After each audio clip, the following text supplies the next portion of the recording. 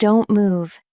That's what she whispered to me, my 8-year-old daughter Abby, her tiny hand gripping mine so hard her knuckles were white.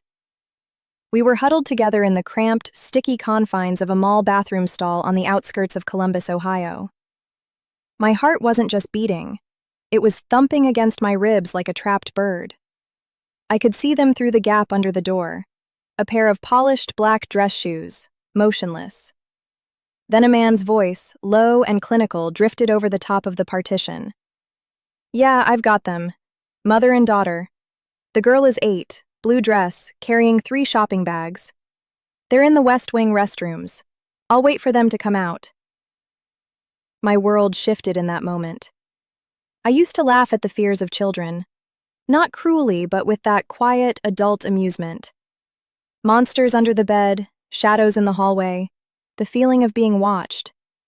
I'd always say, "It's just your imagination, honey." But as I crouched on that linoleum floor, I realized that sometimes the monsters aren't under the bed. Sometimes they're wearing polished shoes and carrying a camera. To understand how I ended up hiding in a bathroom stall, we have to go back 2 years. My husband, David, was the kind of man who filled a room without saying a word. He was steady, kind, and he had this ritual of growing basil on our tiny balcony as if it were a sacred duty. Then came the accident. One minute we were arguing over whether to buy the name brand cereal, and the next, I was a widow at 32. Grief is a heavy, wet wool coat that you can't take off, even when the sun is shining. I'm a nurse. I work 12-hour shifts at the hospital, the kind of shifts where you come home and feel like your bones are borrowed. After David died, my life became a series of schedules: shifts, bills, school pickups.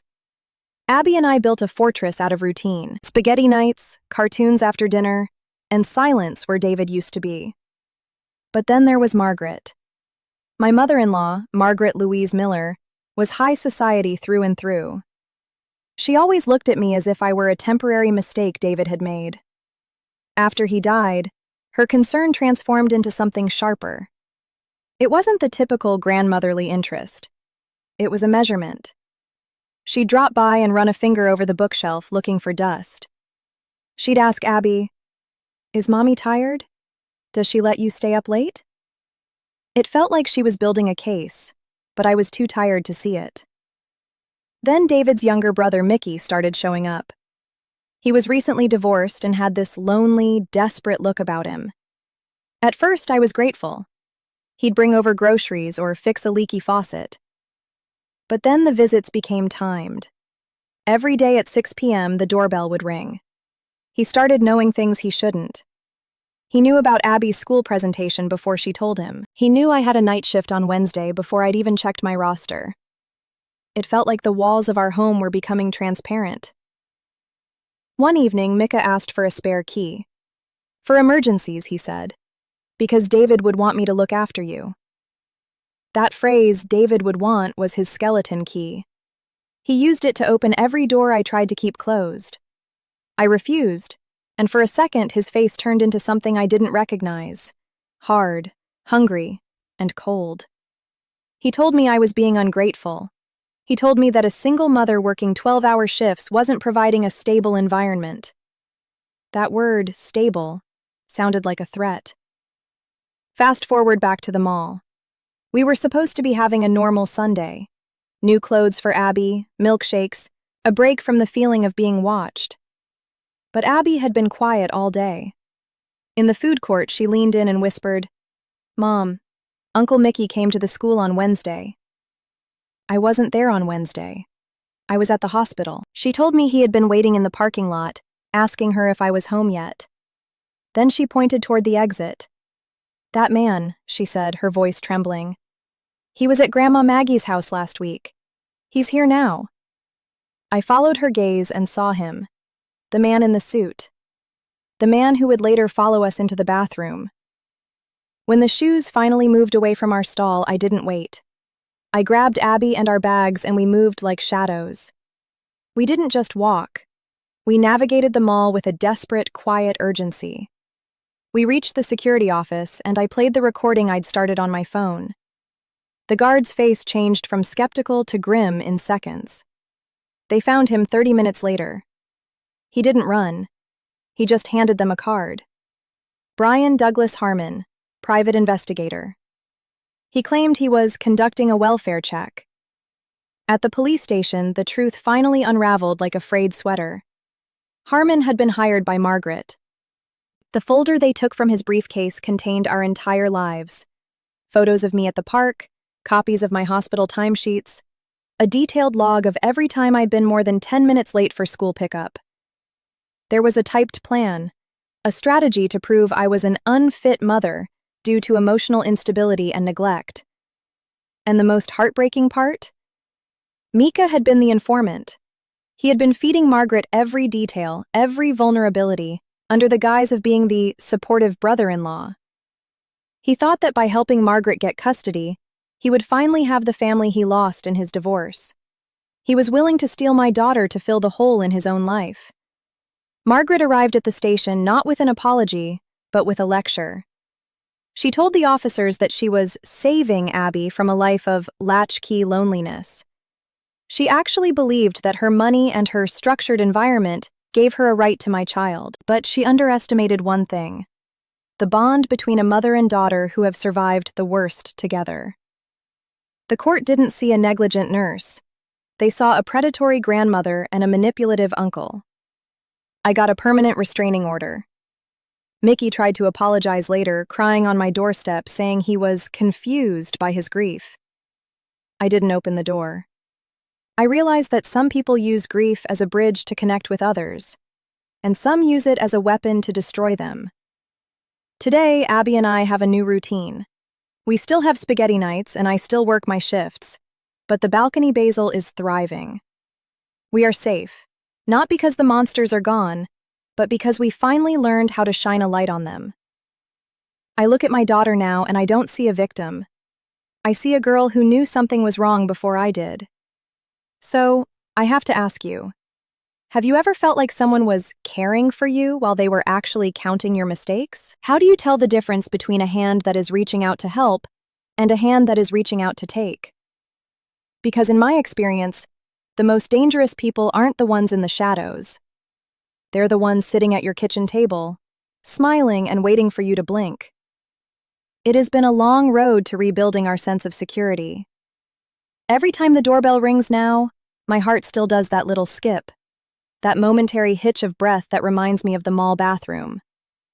But then I see Abby, sitting at the table, focused on her homework, and I remember that we won. Margaret moved away, unable to face the social ruin of her actions being made public in our small circle. Mickey is a ghost, a name we don't mention anymore. Sometimes I wonder if David is watching us. I like to think he'd be proud of how I fought. I like to think he'd be proud of Abby for being the one to spot the wolf in the fold. We've learned that family isn't just about blood.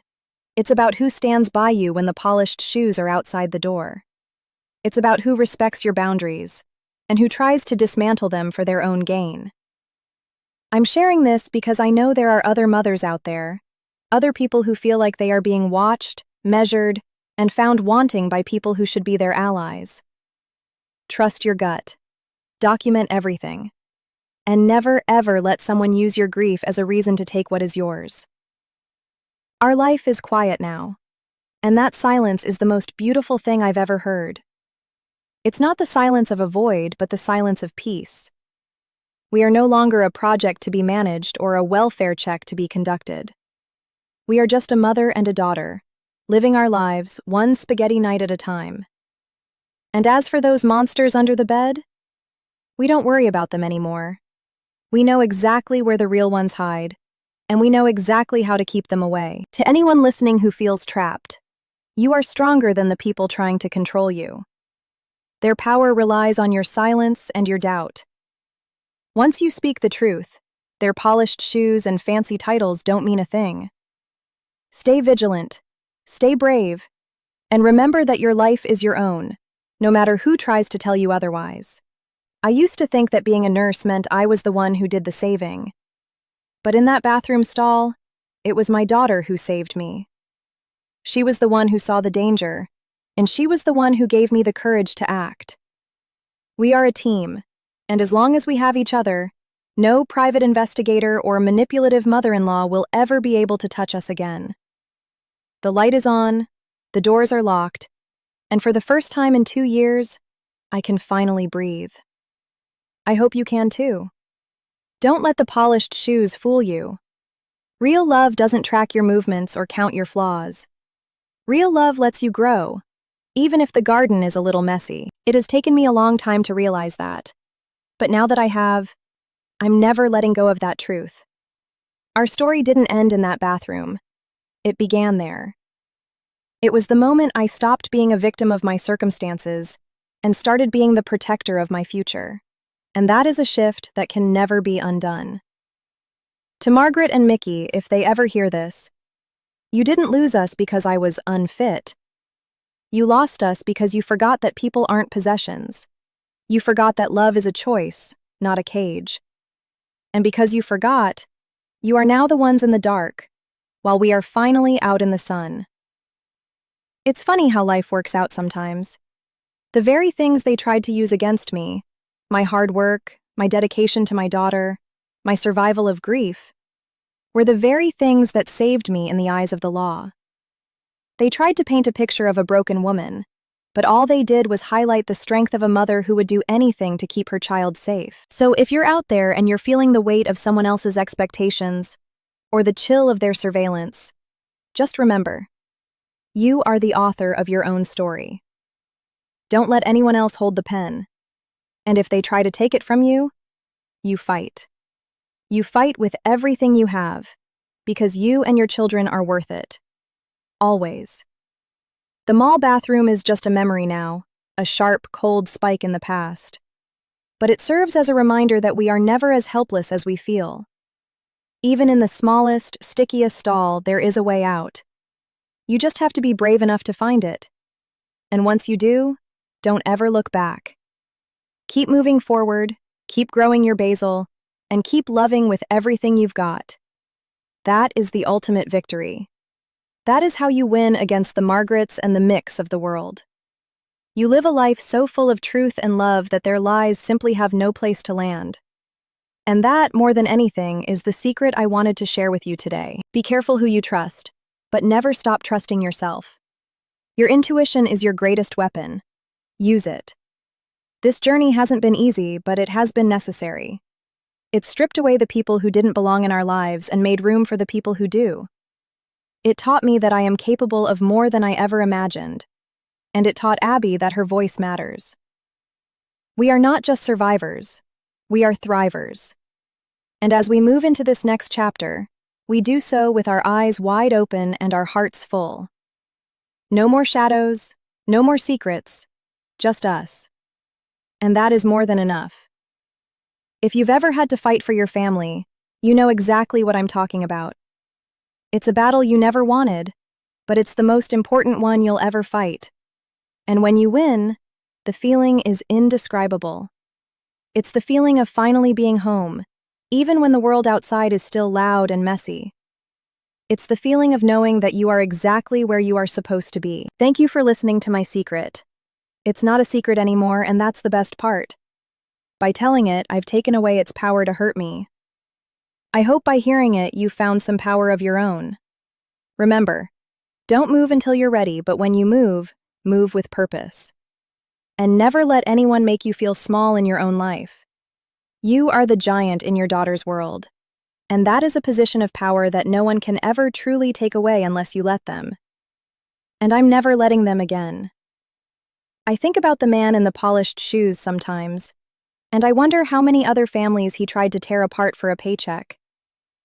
I wonder if he ever feels the weight of the cameras he carries, or if he's just as hollow as the people who hire him. It doesn't matter, I suppose. He's just a footnote in our story now, a catalyst for a change that needed to happen. He was the wake-up call I didn't know I needed. And for that, in a weird way, I'm almost grateful. He showed me exactly who was standing in our corner and who was just waiting for us to fall. Now the view is much clearer. We've replaced the locks, we've changed our numbers, and we've built a life that is entirely our own. It's a good life. It's a quiet life. And most importantly, it's a life built on trust, not surveillance. I hope you find that kind of peace too. It's out there, waiting for you. You just have to be willing to walk through the fire to get to it. And believe me, the view from the other side is worth every single flame. We are the architects of our own safety, and we are the guardians of our own joy. Don't ever forget that. The world can be a dark place, but as long as you have your own light, you'll never be lost. And my light is sitting right there, finishing her math homework and asking what's for dinner. Life is good. Life is safe. And life is finally ours. To anyone who has ever felt like they were being hunted in their own life, you are not the prey. You are the one with the power. They wouldn't be watching you if they weren't afraid of your strength. They wouldn't be trying to take what you have if they didn't know how valuable it is. So hold on tight, stay sharp, and don't let them see you blink. You've got this. And if you ever feel like you're losing your way, just remember the girl in the blue dress and the mother who wouldn't let go. If we can make it out of that bathroom stall, you can make it out of whatever is holding you back. Just keep breathing, keep moving, and never stop fighting for the people you love. That is the only way to live. And it is the only way to win. I've realized that the greatest betrayal isn't from an enemy, but from someone who claims to love you while they're sharpening their knives. It's a hard lesson to learn, but once you know it, you're invincible. You start seeing the patterns before they become traps. You start hearing the lies before they become stories, and you start protecting yourself before the shoes ever reach your door. That is the gift of survival. It's a gift that costs a lot, but it's one that keeps on giving. I'm a different woman than I was 2 years ago. I'm stronger, I'm more aware, and I'm much harder to fool. And while I wish I hadn't had to go through that ordeal to get here, I wouldn't trade the woman I've become for anything. She's the one who keeps Abby safe. She's the one who provides for our home. And she's the one who knows that the best is yet to come. So, to all the mothers working the late shifts, to all the widows trying to find their footing, and to everyone who feels the weight of an overbearing in-law, stay strong. You are doing a great job, even when it feels like everything is falling apart. You are enough, just as you are. And you don't need anyone's permission to be the best parent you can be. The only person you have to answer to is the one looking back at you in the mirror, and the one holding your hand in the mall. Everything else is just noise. Let it stay outside the stall. You've got a life to live, and it's going to be a beautiful one. Just keep walking and don't look back. The path ahead is clear, and the sun is finally shining on it. I've found that the more I tell my story, the less power the past has over me. It's like draining the poison out of a wound. Each word is a step toward healing, a step toward a future where that mall bathroom is nothing more than a distant, faded memory. And I want that for you too. If you're carrying a secret, if you're living in fear, start telling your story, even if it's just to yourself at first. Acknowledge the truth and let it set you free. Because once you're free, there is nothing they can do to bring you back into the cage. You are the master of your own destiny, and you are the hero of your own life. Don't ever let anyone tell you otherwise. The polished shoes may be intimidating, but they're just shoes. And the man wearing them is just a man. You are a mother, a survivor, and a warrior. And that is a force of nature that no private investigator can ever hope to defeat. So, take a deep breath, hold your head high, and walk out of that stall with your daughter's hand in yours. The world is waiting for you, and it's time to show them exactly what you're made of. You've already won, they just don't know it yet. But they will. Oh, they will. And when they do, you'll be long gone, living the life you were always meant to have. A life of peace, a life of joy, and a life that is 100% yours. And that is the most satisfying victory of all. I hope my story has given you some comfort, some strength, and maybe even a little bit of hope. Because no matter how dark it gets, there is always a way back to the light. You just have to keep moving. Don't stop, don't hesitate, and never ever move for anyone but yourself and the ones you love. That is the secret to a life well lived. And that is the secret I'm leaving you with today. Be brave, be kind to yourself, and always keep an eye on the door. Not out of fear, but out of the knowledge that you are the one who decides who gets to walk through it. And that, my friends, is the ultimate power. Use it well. Our journey continues, and while the road might have more bumps along the way, I know we can handle them. We've already faced the worst, and we came out on top. There is nothing left to fear. The basil is growing, the spaghetti is on the stove, and my daughter is safe. What more could a woman ask for? I am grateful for every day we have together, and I am grateful for the strength I found in the unlikeliest of places. It has been an honor to share my story with you. I hope it stays with you, and I hope it reminds you that you are never alone. There is a whole community of us out here, fighting the same battles and winning the same victories. We are stronger together, and we are unstoppable when we stand in our truth. So keep your light shining, keep your heart open, and never let anyone take your peace. It's the most valuable thing you own. Protect it with everything you've got. And remember, the only person who gets to decide your worth is you. Everyone else is just a spectator. So give them a show they'll never forget. A show of strength, a show of resilience, and a show of a life lived on your own terms. That is the best revenge, and it's the best way to honor the people we've lost. David would have wanted us to be happy. He would have wanted us to be safe. And because of that, I know we are doing exactly what we were meant to do. We are living for him, and we are living for ourselves. And that is a beautiful thing. So until next time, stay safe, stay strong, and always remember to check the shoes. You never know who might be trying to follow you into the next chapter of your life. But now, you'll be ready for them. You'll be more than ready. You'll be unstoppable. And that is the best feeling in the world. I've spent a lot of time reflecting on those 2 years of grief and the subsequent year of legal battles. What I've realized is that the trauma didn't define me, but my response to it did. I could have let Margaret's wealth and Mickey's betrayal break me. I could have succumbed to the pressure and let them take Abby. But something inside me, something I didn't even know was there, rose up and said, no. That no was the most powerful word I've ever spoken. It was a shield, a sword, and a declaration of independence all rolled into one. It's a word that every mother needs to have in her arsenal. Use it when your boundaries are crossed. Use it when your parenting is questioned for the wrong reasons. Use it when someone tries to steal your peace.